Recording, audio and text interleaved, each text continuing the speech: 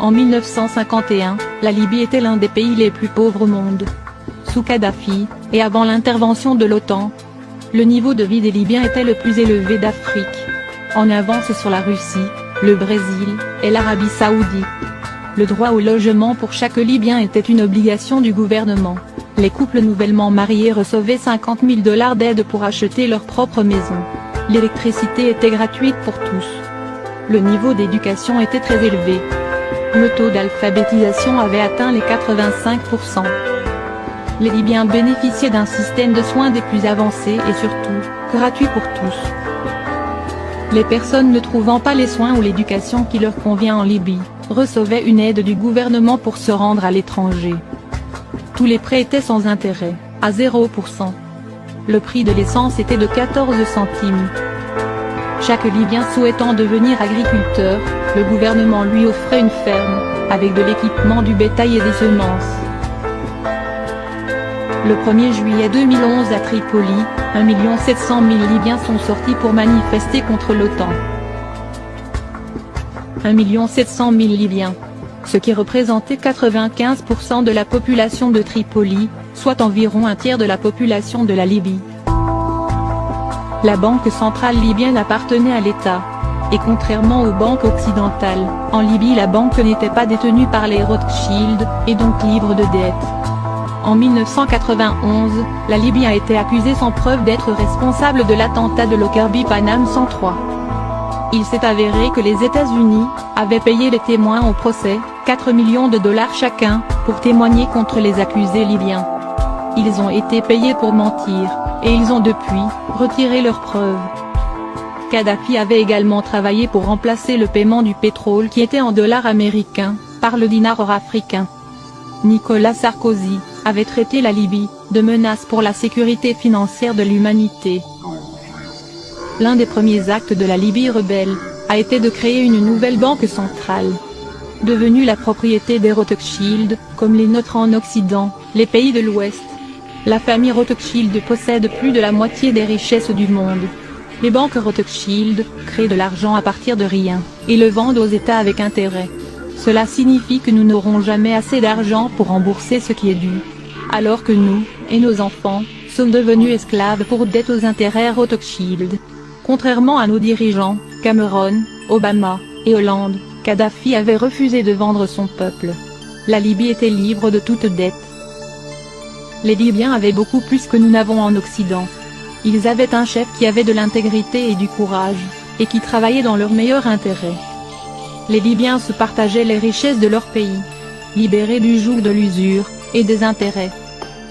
Sans la tyrannie des Rothschild, et leur contrôle sur l'émission de monnaie, nous pourrions tous vivre comme des gens riches.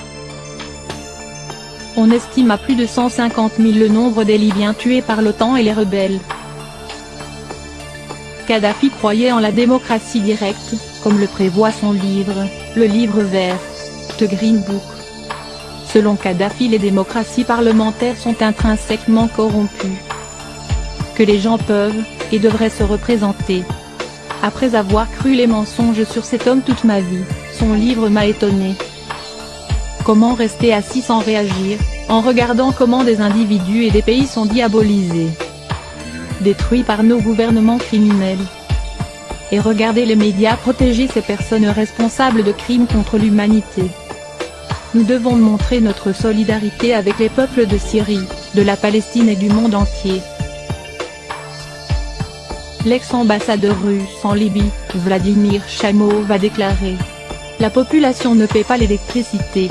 Les Libyens bénéficiaient d'un crédit de 20 ans sans intérêt pour construire leur maison. Un litre d'essence coûte environ 14 centimes. La nourriture est gratuite. Les taxes et les impôts lourds sont interdits. Pour chaque nouveau-né, on reçoit 7 000 $. Les nouveaux mariés reçoivent 64 000 $ pour acheter un appartement. L'éducation et la médecine sont gratuites.